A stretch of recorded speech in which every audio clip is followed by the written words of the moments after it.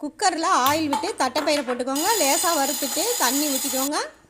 கொஞ்சமாக இந்த தட்டைப்பயிருக்கு மட்டும் தேவையான அளவு உப்பு போட்டு 3 விசில் வச்சு இறக்கிக்கோங்க. தட்டைப்பயிறு குழம்புக்கு மசாலா வறுக்க ஆயில் விட்டு சோம்பு, வெங்காயம், பூண்டு வதங்கிய பிறகு தேங்காய் கொஞ்சமாக போட்டுக்கோங்க. மணம் வர அளவுக்கு வறுத்து அரைச்சிடுங்க. 100 கிராம் தக்காளியவும் தனியாக அரைச்சிக்கோங்க. தாளிக்கு ஆயில் விட்டு கடுகு, வெங்காயம், கருவேப்பிலை நல்லா வதங்கிய பிறகு அரைச்ச தக்காளியை ஊற்றிக்கோங்க. எண்ணெய் பிரிஞ்சு வந்த பிறகு குழம்பு மசாலா பொடி 3 ஸ்பூன் போட்டுக்கோங்க. 2 நிமிடங்கள் லோ ஃப்ளேம்லேயே வதங்கிய பிறகு உருளைக்கிழங்கு போட்டு திரும்பவும் 2 நிமிடங்கள் லோ ஃப்ளேம்லேயே உருளைக்கிழங்கு மசாலா கலந்த பிறகு அரைச்ச தேங்காய், கொஞ்சமாக தண்ணி, உப்பும் போட்டு லோ ஃப்ளேம்லேயே 5 நிமிடங்கள் வெந்த பிறகு உருளைக்கிழங்கு வெந்து இருக்கான்னு செக் பண்ணிக்கோங்க. இப்போ தட்டைப்பயிரை ஊற்றி நல்லா கலந்து விட்டுக்கோங்க. ஹை ஃப்ளேம்லேயே 5 நிமிடங்கள் கொதித்த பிறகு காயப்பொடி 1/2 ஸ்பூன் அளவு போட்டு 2 நிமிடங்கள் கழித்து இறக்கிக்கோங்க.